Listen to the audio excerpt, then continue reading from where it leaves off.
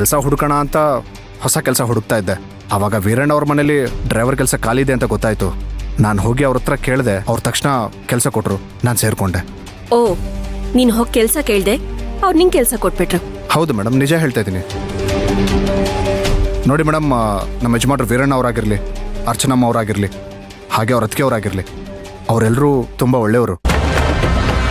ನನಗೆ ಕೈ ತುಂಬ ಸಂಬಳ ಕೊಡ್ತಾ ಇದ್ದಾರೆ, 3 ಹೊತ್ತು ಊಟ ಕೊಡ್ತಾ ಇದ್ದಾರೆ, ಹಾಕೊಳ್ಳೋದಕ್ಕೆ ಬಟ್ಟೆನೂ ಕೊಟ್ಟಿದ್ದಾರೆ, ನಾನು ಉಳ್ಕೊಳ್ಳೋದಕ್ಕೆ ಜಾಗನೂ ಕೊಟ್ಟಿದ್ದಾರೆ.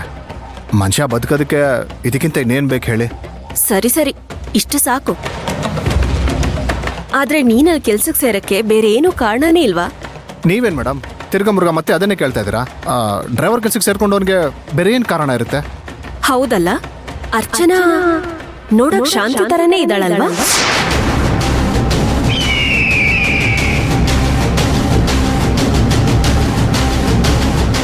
ಆ ಶಾಂತಿಗಿಂತ ಈ ಅಚ್ಚು ಮಾಡ್ರನ್ ಆಗಿದ್ದಾಳೆ.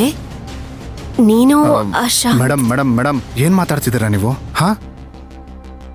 ನಂಗ್ ಚೆನ್ನಾಗ್ ಗೊತ್ತು ನಿಂಗೆಷ್ಟು ನಿಯತ್ತಿದ್ಯೋ ನಿನ್ ಪ್ರೀತಿ ಅಂತ ಅಪರಂಜಿ ಅಂತ. ನೀನ್ ಇಷ್ಟಪಟ್ಟು ಪ್ರೀತಿ ಶಾಂತಿ ಎಂತ ಬಂಗಾರದವಳು. ಅವಳು ಸುಶಾಂತ್ನ ಮದ್ವೆ ಆದ್ಮೇಲೆ ನೀನು ಭಗ್ನ ಪ್ರೇಮಿ ಆಗಿ ಕುಡಿತಾ ಇದ್ದೆ. ವಿಕಾಸ್ ಕೊಟ್ಟಿದ್ದ ಐಡಿಯಾದಿಂದ ಆ ಶಾಂತಿನ ಕಿಡ್ನಾಪ್ ಮಾಡಿ ಯಶೋಧನ್ ಮನೇಲಿ ಬಂದ್ಸಿಟ್ಟಿದ್ದೆ. ನೀನು ವಿಕಾಸ್ ಸೇರ್ಕೊಂಡ್ ಮಾಡಿರೋ ಇಂಚಿಂಚ್ ಪ್ಲಾನು ನನಗ್ ಚೆನ್ನಾಗ್ ಗೊತ್ತಿದೆ. ನಿಜ ಹೇಳು, ಬರೀ ಕೆಲ್ಸ ಬೇಕು ಅಂತ ಲೋಗ್ ಸೇರ್ಕೊಂಡ್ಯೋ ಇಲ್ಲ ಶಾಂತಿ ತರಾನೇ ಇದ್ದಾಳಲ್ಲ ಅಚ್ಚು, ಆ ಅರ್ಚನಾ, ಅವಳನ್ನ ಮದ್ವೆ ಆಗಕ್ಕೇನಾದ್ರೂ ಬೇರೆ ಏನಾದ್ರೂ ಪ್ಲಾನು?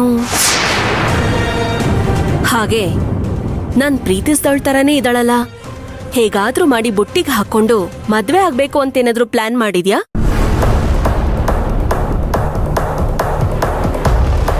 ಓಕೆ, ಅದೇನೇ ಆಗಿದ್ರೂ ಅದ್ ನಿನ್ನಿಷ್ಟ.